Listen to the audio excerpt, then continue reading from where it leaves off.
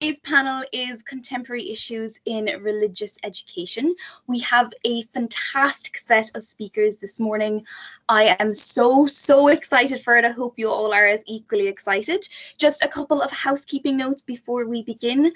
I would ask everyone in attendance who is not presenting to please make sure both your camera is turned off and you are muted, just because some people's broadband does struggle a little bit with handling everything.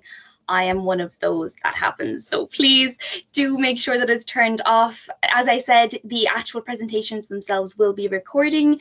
The recording has started. You'll notice at the top of your screen, this will be stopped for the Q&A session.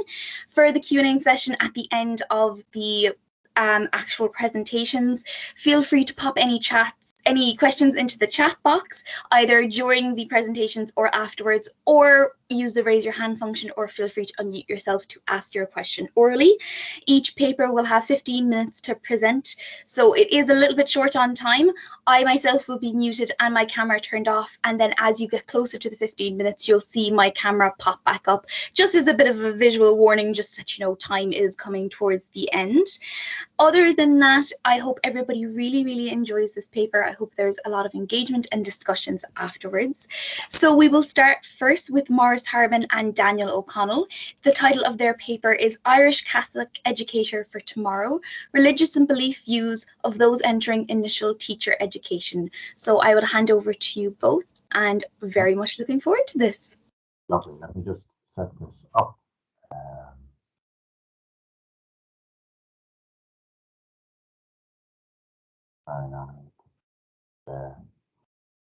Okay, is that okay? Can you see that there? Yeah, that's absolutely perfect. So good morning, everybody. It's very nice to join with you today. So Maurice and I have been working on this paper for a few years, trying to look at the views on religious literacy amongst the first years coming into College of Teacher Education.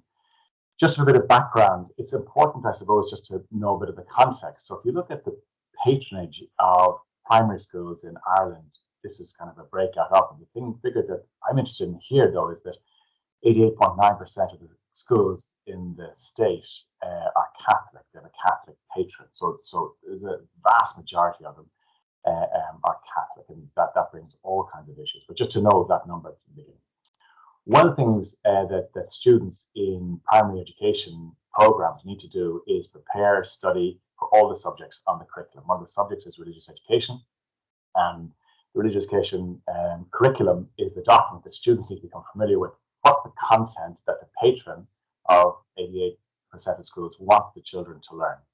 So the task then is to prepare the students to know the curriculum to offer to children in an age-appropriate way.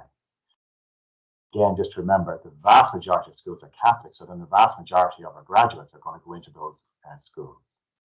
So one of the aims of the curriculum for Catholic schools is the mystery of God, Father, Son, and Holy Spirit is the center of the curriculum. So at the heart of the curriculum is a particular understanding of who God is in the Christian tradition. And God is, in this sense, Trinity. And the Grow and Love program then is the program that tries to give access to the curriculum. It's the gateway, if you like, to the curriculum. And at the heart of the Grow and Love program is this idea that God is love. And that comes from the first letter of St. John, chapter 4, verse 8 and verse 16. So at the heart of this program is to deliver this idea that God is love. And that's code for Trinity. So at the heart of God is a relationship between Father, Son, and Holy Spirit. Pope Benedict stated that these words, that God is love, from the first letter of John express with remarkable clarity the heart of the Christian faith. So at the heart of what's being presented to children in Catholic schools is like this kind of core idea that God is love. Another way of saying that is Trinity. God is Trinity, Father, Son, and Holy Spirit. So the challenge then is, slides on, we wanted to think about, well, what are students coming into College of Education thinking about some of this issue about God? So what are the patterns and influences of the religious beliefs and practices of first-year students entering initial teacher education between 2015 and 2018, so for 4 years? So we looked at student surveys anonymous student surveys. We also used semi-structured interviews. We had 16 people for that, and it was over 4 years. So in that time, there were 1,720 students came in. We managed to survey 1,153 of them, and so we had a response rate of 67.6%. Participants, the vast majority were female, 16% were male. The age profile you can see there is, again, the vast majority were between the age of 18 and 20. So again, they're first years coming in. You notice there that the vast majority come from a rural background. Again, this is self-identified on the questions we asked. We asked urban and rural. The vast majority identified as being rural. The themes that emerge from the research, we kind of put them into four areas. One is images and understanding of God, religious influences, prayer, atheist agnostic identity of some of the students.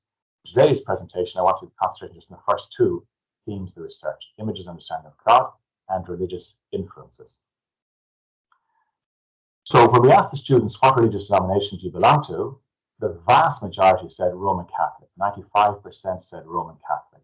And then the others were populated by Protestants, some Hindu, Muslim, Buddhist, Orthodox, and none of the above. But the vast majority, Roman Catholic, 95%. Then when we asked them, do you believe in God? Remember the figure of 95% who said they're Catholic. 86.9% said they believe in God. That's going to be interesting because nearly 10% say they're Catholic, but don't actually believe in God. And then 13% said they don't believe in God. Now again, these are quantitative surveys and it's broad strokes, so we lose some of the detail and complexity. So the questions we've used here, sorry, I should have said, come from the European Value Survey that's offered throughout Europe, and we've used the religious questions from that survey. That's where we've got this questionnaire. Apologies. Well, apologies. I should have said Maurice sends an apology. He can't be here today, so I'm afraid you've just got me for the 15 minutes. So which of these statements comes closest to your belief? There's a personal God. There's some sort of spirit, force. I don't really know what to think. And I don't think there's any sort of spirit, God, or life force. So 24% said there's some sort of personal God. 37.8% said there's some sort of spirit force. I don't really know what to think, 34%. And then I don't think there's any sort of spirit, God, or life force, 2.9%. Remember in the earlier slide, so that 13% said they didn't believe in God. And yet here it's 2.9%. I don't think there's any spirit, God, or life force.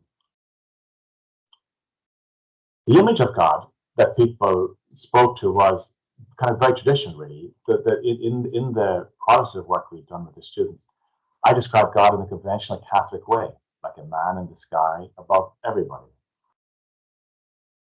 It's actually really hard describing God because God is different for everybody. But as a Catholic, I suppose, growing up, you were always taught that God is the man in heaven, who is the father of Jesus. But as I got older, for me, I kind of see that God is more as nature, the world as a whole, more than a figure, like love could be used instead of God, which kind of runs closer to the idea that's in the curriculum and the Growing Love program. I think there's something out there. I think God is a man, something that watches over us. I do believe that, but I don't believe in Jesus and all the other stories, the parables and things like that. So it's interesting, for the majority of the students thought that God is a man. And that, if you like, runs a little counter to the image of God that's in the curriculum and the Growing Love program that wants to say that God is love. Because if you say that God literally, this is the thing, literally is gender, is a man, then you can't not but infer that the girls in the class you're teaching in your primary school are less like God than the boys. And nobody wants to do that, clearly, because it's an aberration.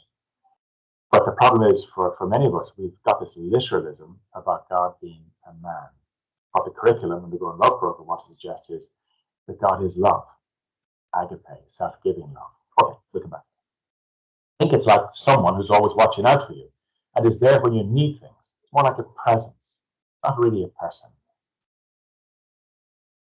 Ask the questions. Independently of whether you go to church or not, would you say you are a religious person, not a religious person, a convinced atheist?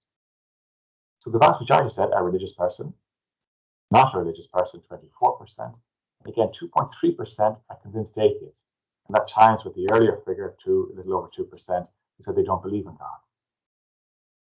How important is God in your life? You can see in the chart here from not at all the way up to the top of 10, which is very important. So you can see for many students, God is important in their lives. So a quick summary of this part. The majority saw God as He in our survey. The presence was kindly, there in time of need. God is someone, maybe, something. God is a presence. But the majority are open to God and consider themselves religious. Now, let's look at religious influences. Which of the following have most influenced your view of religion and religious practice? Why don't you think about it for a second, just for yourselves? What would you guess that the students said? Was it their father, their mother, siblings, grandparents, peers, the Pope, priests, religious sisters, nuns, religious brothers, primary teachers, secondary teachers? What do you think is the most?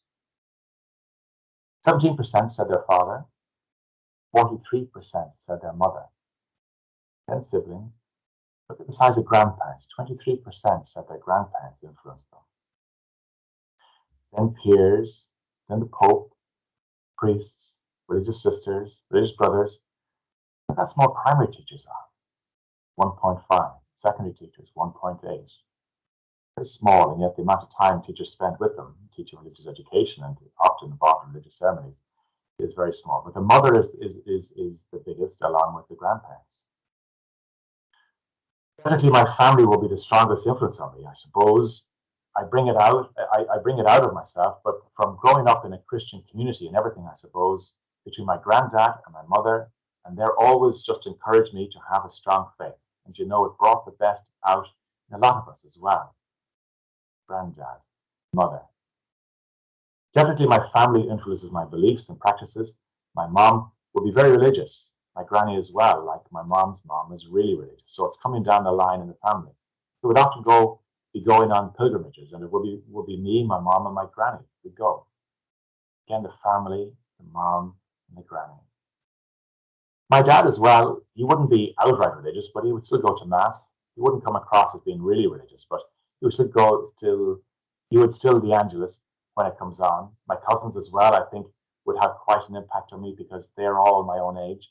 I go to mass and it's just kind of going with my family, even though my friends from back home wouldn't be religious at all. But I just am. Dad, cousins. I describe myself as an atheist. I wasn't born into any religion and I wasn't baptized or anything, but both my parents are Catholics. There was a huge influence from my parents not giving me religion growing up. I didn't have any religion put on me as a child, so the influence in that way was that I could see other religions around me. I went to school, there wasn't really that mainly Catholic based, but it was a Catholic school. And parents' influence. Have a look at this. Which of the following have most influence your view of religion and religious practice? Which would you think it is? The media, social media, church, almost 30%, parish, a little over 10%, the school, over 35%, charity organizations, music, film, literature. It's interesting when you look at that, the school heavily influences the young people, and yet when they're asked about the influence of teachers, primary teachers, it was very small, and yet the school, they all say, influenced their view of religion and religious practice. I would definitely say my school had a massive influence because I was raised in an all-girls Catholic school, so religion was at the forefront every day, but it was a positive experience. So let me begin to round this up. For the vast majority, there is an openness and awareness to God in their lives. The family plays a very important role in passing on the Christian faith for the students.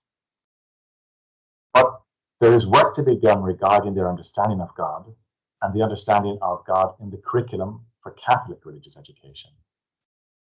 Because while over 80% said they believed in God, less than 30% said God is personal. And at the heart of the Christian faith is that God is personal and that God is love and loves loving everybody all the time into being. So while these are young students coming in, there's definitely work to be done on that level with the students in the colleges of education. Okay, I'll leave it there. Thank you very much, folks. Thank you so much, Daniel. That was absolutely fascinating.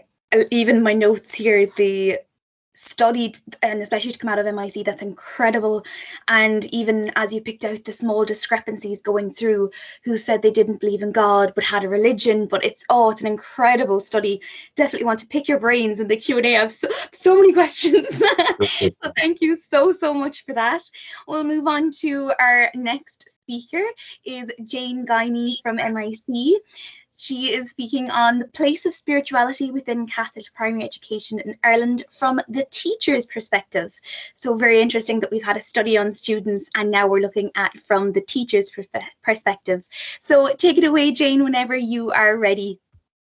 Thanks, Hollie. I was just thinking the same. It's nice to have a look at it now through maybe a different lens after Jan's really interesting, insightful presentation.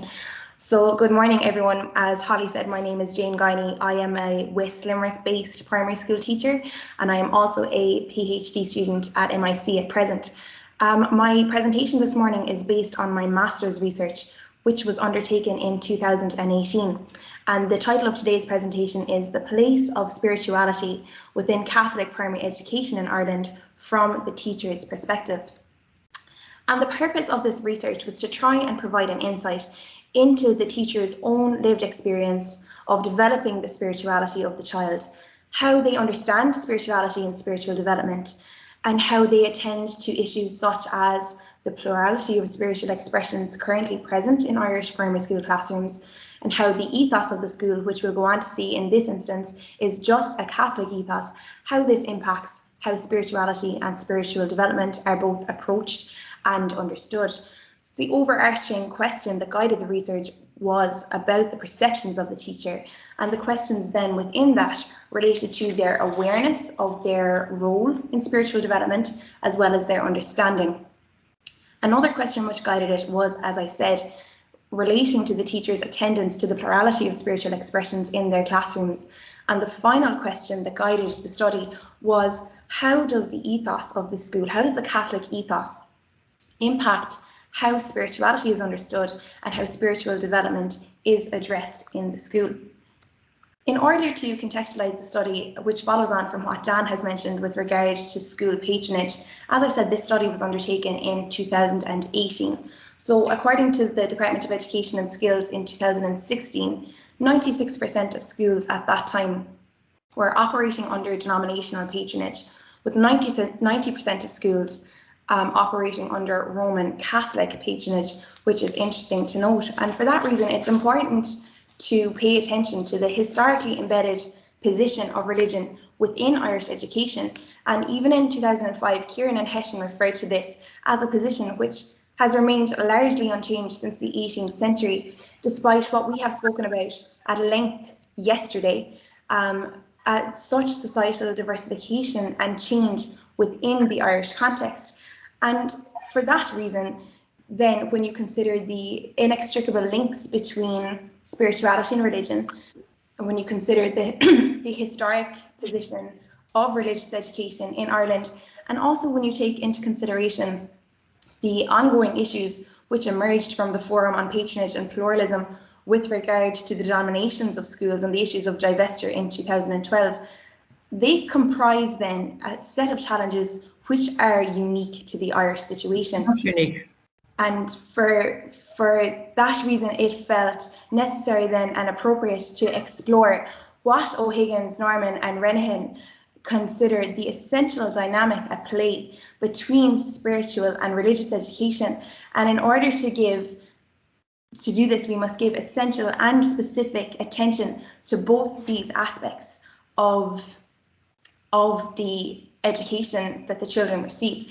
And for this reason, that is why I provided an insight into the historic position, because according to the literature, the children's access to spiritual development in Ireland is often considered alongside their access to religious education, which is evidenced in the literature. And this is a widely contested space now due to, as has been mentioned, the vastly changing society in Ireland, and it raised natural questions about the spiritual development of children who were perhaps not participating or not accessing religious education lessons. And just a further note on the policy, if we just look at the United Nations Conventions on the Rights of the Child, which provided the child with a right to spiritual development, and key changes stemmed from that. So even within the Education Act in 1998, the board of managers are tasked with the moral, social and spiritual development of the child, with the role of the parent being that of the natural primary educator. And then it is the teacher's responsibility to uphold the characteristic spirit, the ethos of the school, which is interesting because there's no specific mention given to the teacher's role in the spiritual development of the child. And then in 1999, with the introduction to the primary school curriculum, there was a call for the teacher's sensitivity to the spiritual dimension of the life of the child. Moving on then, more recently, the draft primary curriculum framework, which was published in 2020, within that, well-being is a key concept. And as part of that, there are calls for the children to be as spiritually healthy as they can be, which will, it'll be interesting to see how that progresses. Aside from the rationale which stemmed from the policy context, the rationale was strengthened by a review of the literature, which highlighted a number of key points, such as the contested, ambiguous nature of spirituality, the criticism Ireland has received with regard to school choice, the absence of the role and responsibility of the teacher in the literature. And for me, perhaps most interestingly, is that the spiritual development, according to the literature, is perhaps the element, the aspect of childhood development that could be said to be the least understood aspect. So in order to undertake this research, the goal of which was to provide an understanding of the teacher's own lived experience within the Catholic school setting regarding spirituality and spiritual development, and due to the concern with the teacher's lived experience of a concept which is so complex and so nebulous, it's for that reason that I undertook a qualitative study within the interpretivist paradigm, the goal of which was to access highly detailed accounts of what these teachers were experiencing. And because I was focused on the perspectives of teachers within Catholic schools, I decided to employ a case study approach. And this study was based in Limerick, which at the time 98% of schools are operating under Roman Catholic patronage. So utilising a case study approach then allowed me to bind the study in a particular location, focused on a particular group of people in relatively similar situations. And perhaps it's time to acknowledge a limitation here with regard to the ethos of the school being singularly Roman Catholic. At the time of the study, attempts were made to access participants in multi-denominational schools, and this is something that I do hope to achieve with future studies. In order to achieve the rich narrative data required to attempt to achieve the goal of the literature, semi-structured interviews were employed in order to access the data. Moving on then to look at the sample, it was relatively representative of the situation in Ireland at the time. So six primary school teachers in Catholic schools in Limerick and Ireland were participated in this small-scale study, with 4 teachers identifying as female and 2 identifying as male in both urban and rural settings. With regard then to the findings, it can be said that the six participants most definitely conceptualized spirituality in different ways. But aside from that, all 6 participants referred to their understanding of spirituality as pertaining to relationships in some shape or form. Relationships to the self, to others, to the environment, and to the transcendent.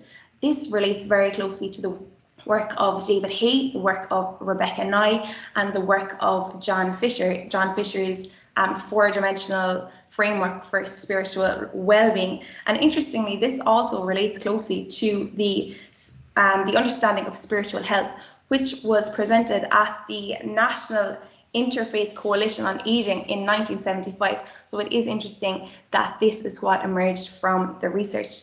A relationship and connection to the self, particularly in light of positive mental health and well-being, was identified by the participants, with the SPHE curriculum being highlighted as an opportunity for the spiritual development of the child in this instance. And it is interesting to note the centrality of well-being within this element of the conceptualization of spirituality, because it was in the year that this study was undertaken that the Department of Education and Skills published the Wellbeing Policy Statement and Framework for Practice, which refers to spiritual development, interestingly, only twice. And wellbeing, as I previously mentioned, has been included as a key competency in the 2020 draft curriculum framework, and it would be interesting even again to consider what differences there might be or what changes might have come about as a result of COVID-19. All 6 participants also spoke about the definition of spirituality as pertaining to our relationship with others. And of course, in this instance, because the participants were primary school teachers, when referring to others, they were also referring to the children that they encounter in their daily practice. And the importance of these interpersonal relationships was repeatedly referred to by all participants. Again, the SPHE curriculum and the religious education curriculum, which Dan already highlighted, the Grow and Love programme, were identified by the participants as opportunities for spiritual development. It's interesting to note that in the literature I previously mentioned that relates to this kind of 4-dimensional idea of spirituality and relationships, the environment emerges strongly, but for the participants in this study, just 2 of the participants spoke about a connection to the environment as pertaining to their definition of spirituality. And one participant mentioned La Delta Sea as an opportunity for the exploration of that with the children as an opportunity for spiritual development, with another participant just mentioning Bible stories in general as a good opportunity. Just one participant of the 6 mentioned membership as a faith community as an opportunity for spiritual development. And while at different times in the interview, each participant linked spirituality in some shape or form to religion, 4 of the 6 explicitly mentioned a relationship to that which is transcendental as pertaining to their understanding of spirituality, with 2 participants speaking about a relationship with God and 2 participants speaking about a relationship to a higher being or a sense of a relationship to a higher purpose. But it was clear that the teachers in this study did place a deal of importance on their understanding of spiritual identity. And this brings to mind the work of Jennifer Mata McMahon, who says that when teachers apply a spiritual lens to their work, that can increase their sense of joy, their sense of meaning, and their sense of purpose. And then when we move on to look at another finding relating to spiritual identity and the influence on that, as well as its connection or not to religion, it's interesting to look at this now following Dan's presentation. Their spiritual identity was significantly impacted by a number of elements, such as personal faith, their education, and 2 participants spoke explicitly. One mentioned religious sisters as impacting her spiritual identity, and Catholic education, including their initial teacher education. Family also emerged strongly, with parents, 3 participants mentioning grandparents, and 1 participant actually speaking about the influence her own children have had on her spiritual identity, with teaching experience also emerging as something that highlighted that the spiritual identity of the teacher is not something that is static. It is growing and changing in accordance with the life experiences. You can see here from some of the excerpts that it was learned, it was life experience, or that it was raised Catholic, believing in one God. That was something that impacted that particular teacher's understanding of spirituality and her own spiritual identity. But when we moved on, as part of their understanding of spirituality, the teachers within this study entered into relationships and attempted to address the spiritual domain in different ways. And in addressing that, one participant spoke, interestingly, about the blurred lines of spirituality. And this emerged across a number of the interviews. It was not something that could be taught, according to one participant, in a discrete lesson, as it transgressed all aspects of school life. And it was interesting then that part of the interview developed naturally onto questions about then spirituality and religion, because the participants had differing views on this. One participant said you can't have one without the other, whereas if you look at the bottom right, this participant said, do I think somebody could be religious and not spiritual? I think so. So that it is interesting to look at the notion that it was not something that was particular to one aspect of the curriculum. It wasn't particular to the religious education curriculum. It wasn't particular to the SPHE curriculum. So it's interesting to note that it was something that transgressed the curriculum. Then the study revealed a number of challenges for the participants with their understanding of spirituality and also their attempts to address the spiritual development of the child. There was one teacher who said in a matter of words, "No one told me." There was a certain element of ambiguity, of uncertainty with regard to spiritual development, and this was influenced by a number of factors. The teachers were attempting to navigate policy, their responsibility to uphold the ethos, the characteristic spirit of the school. They were attending to vastly different backgrounds in each of their classrooms, with one teacher stating, "We are very, very, very aware of the different backgrounds from which the children come." So they're attempting to navigate that, as well as their own identity, be it their spiritual identity, or perhaps that's something they consider different from a religious identity. So you're attempting to navigate all of this while addressing the spirituality of the child. So this brings to mind then the work of Parker Palmer, who says, of course, that teaching occurs at that intersection of public and private life. So the challenges were also presented.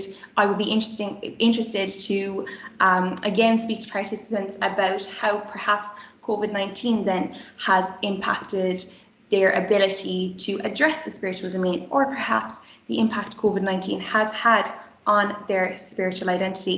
Just to conclude then, looking forward at a number of recommendations following the study. So with regard to the recommendations of this small scale limited study, a number of recommendations are made, and firstly that would be that there is greater clarity, greater clear guidance required from policy with relation to the spiritual development of the child. This research and the literature also suggests that teachers don't have adequate opportunity perhaps to explore the spiritual domain of their own identity. So for that reason, it's recommended that initial teacher education settings, as well as providers of continued professional development, consider this as something which teachers might require. And finally, further study has been recommended.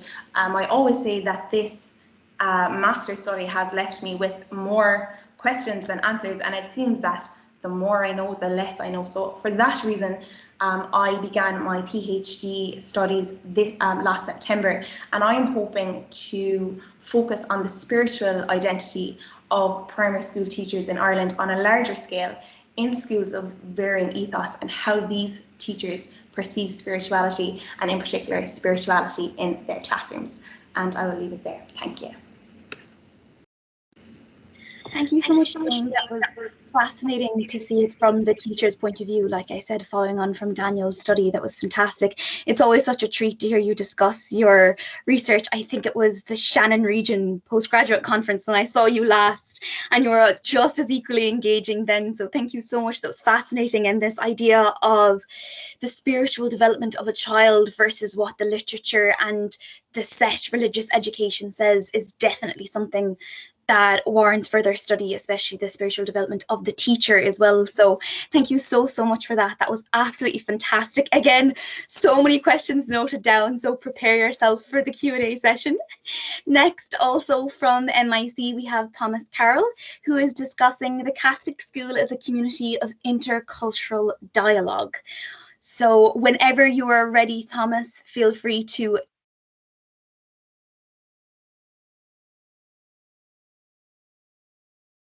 Thanks very much, Hollie. And if you can't hear me or anything, just give a shout, or if I'm going over time as well, give a shout. I won't get offended. Good morning, everyone. My own name is Thomas Carroll, as was introduced. I'm a final year PhD student at MIC. I'm presenting today perhaps maybe an offshoot of my research. It was just something I came across during my PhD research that I thought was worth exploring a bit further. So today I'm going to be looking at the Catholic school as a community of intercultural dialogue.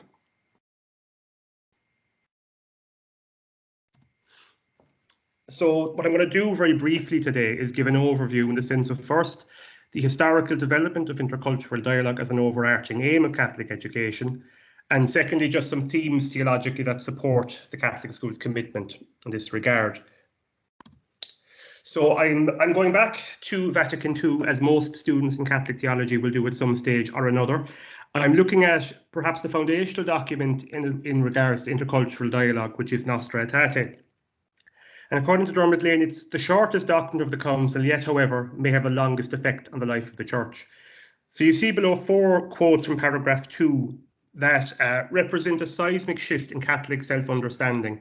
So first you have the church rejects nothing what is good and true in religions, reflecting a ray of that truth which enlightens all. And the bottom one, urging its sons and daughters to enter with prudence and charity into discussion and collaboration with other teachers, with other religions, excuse me. A big part of this really is, if you were to compare this to documents from perhaps 20, 30 years previous to Vatican II, the tone and the outlook would have been far more conservative, far more defensive. Like I'm thinking back to 1930, Divini Illis Magistri, which was on Catholic education, far more conservative, seeing itself in opposition to the world. However, Nostra Aetate, similar to the document across Vatican II, seeing themselves in relation to the world and to the church. So in this regard, it's becoming a central part of Catholicity to engage in dialogue.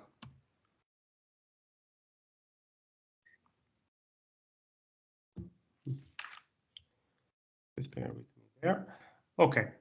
Yeah, so it's called to openness and dialogue at the heart of Catholicity, encountering those other to the Christian faith in a spirit of openness, generosity and respect. And in this regard, it isn't diluting one's own Christian faith to do so. Rather, it is a deepening and enriching of the Christian faith in recognising the universality of God's salvific will in all religions, seeing that ray of truth reflected, rejecting nothing what is good and what is true. So Niall Call would say then for Catholic schools, they should seek to help students to grow in awareness and respect for both the religious search and experience, which are work at different traditions.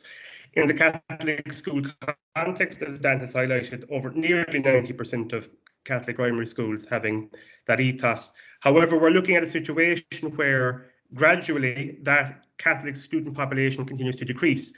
So this creates kind of questions: what do Catholic schools do going forward? What is the pathway laid out? And historically, we're seeing this first in Nostra Aetate. I'm going to skip forward now a couple of decades. We could have looked at the Catholic school document, or we could have looked at the religious dimension of education at the Catholic school. But I'm going forward to perhaps the two most important developments in decades in this area, which really are the heart of kind of Pope Francis's work on Catholic education. So first you have educating intercultural dialogue in Catholic schools. And this phrase comes up quite a lot, a civilization of love. That seems to be the trajectory that Francis is talking about. And Leonardo Franchi puts it that this document is a significant moment in the history of the Holy See's teaching and education, because it puts this idea, this topic, as an overarching aim of Catholic schooling. It's no longer, it's not an adjunct or a part, it's at the heart of what it is to be in Catholic education. And it offers guidelines to schools in this regard, promoting intercultural and interreligious dialogue. Importantly, stressing the difference and the distinction between the reality of pluralism and the promotion of relativism. So pluralism, as was seen earlier, it doesn't dilute one's faith to be in relation to someone else with a different perspective. Also, relativism in that regard is a flattening of the irreducibility of someone else's faith perspective and your own. It's presupposing a neutral perspective in education. However, education is not neutral. It isn't without a perspective. So in this regard, this document is suggesting a person-centered education rooted on encounter with the other.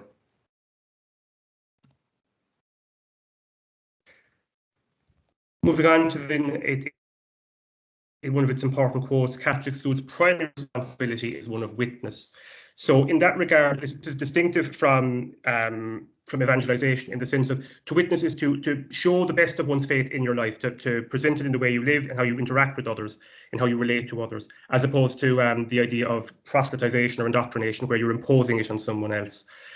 So given those contemporary trends in society of secularization and pluralization, Catholic education is called to offer its worldview to all with an interest in human flourishing, as Catholic education offers a distinctive vision of human flourishing. Education is regarded as holistic in that it caters to every dimension of human potential. And for Catholic schools and Catholic education, Christ is the exemplar of that as the model of authentic humanity. Christ models our relationship with ourselves, with others, with God and with creation, and where the dignity of the other is recognised and affirmed. And then the third most recent document, then again, you see civilization of love, educating to fraternal humanism. And it's a beautiful description that Pope Francis aims towards, and what the Congregation for Catholic Education put forward. So what this document speaks about is towards a person-centered education. It's profoundly anthropological as opposed to anthropocentric. And it views the person not as an autonomous individual living in an immanent frame of reference in the world. Rather, it views the person as in being in a framework of relationships that make up a living community, which is interdependent and bound to a common destiny. This is fraternal humanism.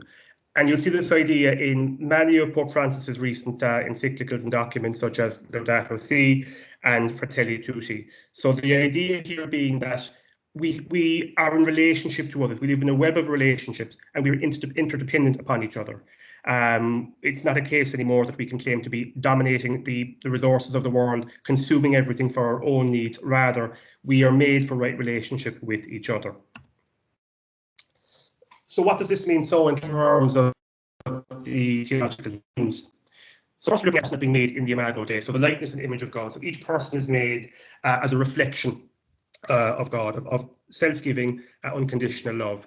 So what this also means then is that there's a recognition of that innate human dignity in each person, that each person is made for right relationship. Each person has this innate dignity that we all possess. So the cultivation then of the moral and social potential of pupils, enabling them to realise their talents and gifts as active participants of a human family.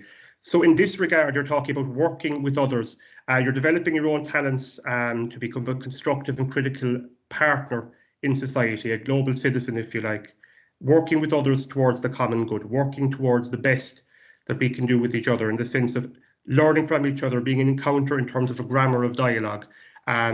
Not seeing education as information exchange, but actually a person-centered process where we learn from and with each other. And going back to Nostra Aetate, rejecting nothing that is good and true in other faiths and worldviews, seeing that ray of truth in each faith and perspective, as opposed to seeing it as outside of the church, outside of salvation, as it were.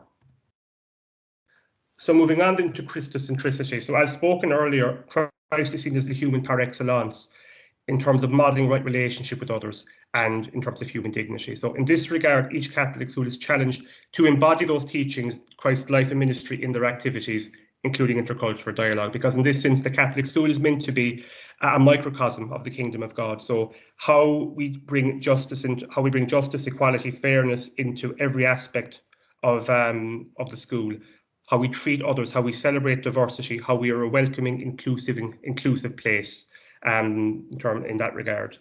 And then second, the contribution that Catholicism can make to education and intercultural dialogue, which is the centrality of the human person, who has his or her constitutive element in relationship with others. So in this regard, Catholic schools have a basis in Jesus as their anthropological and pedagogical paradigm. So in that regard, every aspect of reaching out, of encounter, goes back to Jesus' teachings. One of the biggest stories the kids always kind of relate to, even though it's done every year and they know it off in many schools, is the Good Samaritan. The idea of reaching out to the other, especially the marginalised, are those on the margins of society, which brings us to the social justice aspect of it.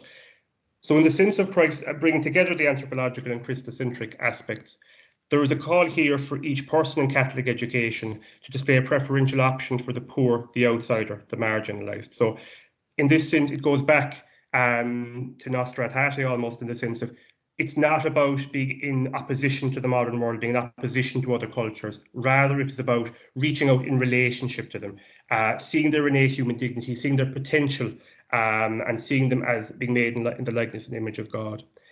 And then second, working with those of other faiths and beliefs towards the common good. And Francis talks a lot about this in the sense of meaningful encounter, a profound respect towards the other, learning from and with each other. So coming to find out, what do we agree upon? Do we agree on freedom, democracy, those ideas that are at the heart of the common good? And how do we work towards the betterment in that regard? We're looking at a beautiful day in Cork today, as it always is in Cork, but we're after how many days in your 30-degree heat, and that's wonderful today. If this goes on for a very long time, we look at Laudato Si, we go back to it and say, well, how much of this is related to human activity? How much is related to anthropocentrism, excessive consumerism, using up the resources for our own good as opposed to the common good, towards the good of society and towards all those living in the world. So working with others in intercultural dialogue towards those aims. And finally, according to Broom, then, for the mission of the world, the mind of the church seems clearer than ever, that it is just to be a community of effective action and witness, a sacrament of God's reign and peace and justice of the world, a catalyst for the common good. And intercultural dialogue is built into this as an overarching aim of Catholic education. It's about being a community of effective action and witness. And that's a case of, in relation to others, not diluting one's own faith, but being enriched by it, learning from each other as part of a common human family. So what does this mean then in terms of Catholic schools? So first, as was spoken about, witness, that idea of being witness to the Catholic faith in relationship to others, in terms of a spirit of openness, generosity, celebrating diversity and inclusivity. Second, ongoing translation. John Sullivan would call Catholic education in terms of faith and culture as ongoing translation. How does one translate the Catholic faith, its tenets, its values, into contemporary culture? So that sense of intercultural dialogue must be part of that. Third, the Catholic self-identity. As Dermot Lane had put it, it enriches one's own faith perspective to be in dialogue with others, to learn from each other in a spirit of openness and generosity. And one model of this perhaps out there would be the Catholic dialogue schools in Belgium. So Lieven Bouvet would be a theologian who's worked heavily in this regard. Belgium, of course, would be a melting pot of different cultures, beliefs, faiths, and so forth. And he offers a model for this. How does the Catholic faith, how does the voice of the Catholic faith and the Catholic student be heard in dialogue with others, learning from each other and with each other towards the common good? And with that, I leave it there. That was fantastic, Thomas. Thank you so much. I especially loved the idea of this ongoing translation, as you mentioned, that it doesn't dilute your faith to engage with others, and that the end goal is being this citizen of love for the idea of global good, I suppose. It's a really interesting study, because I think that's one of the stopping blocks we always find, is that how does Catholicism and Catholicism in education engage with this ongoing cultural change, especially in a contemporary sense. So that was fantastic. Thank you so much. Again, so many questions. So our last speaker is Vivek De Silva, who discusses relationships in sexuality education, or RSE, in Catholic schools. And the title of his paper is Encouraging Dialogue Between Faith and Culture. This is a pre-recorded paper, even though we have Vivek with us, so you will be able to discuss the paper afterwards. But I just want to share his paper now so you can all experience it. Give me 2 seconds. Dun, dun, dun, dun. Share. Now, is everyone able to see that YouTube page? I can't see the chat while I'm sharing, so if someone doesn't mind popping on the microphone just to let me know you can see that. You can see it. Great, perfect. I'm going to press play. If for some reason you can't hear it clearly enough or anything like that, please do let me know. But without further ado, this is Vivek De Silva. Morning, I am Vivek De Silva, and I'll speak today on RSC in Catholic schools and how it's an opportunity to encourage dialogue between faith and culture. I want to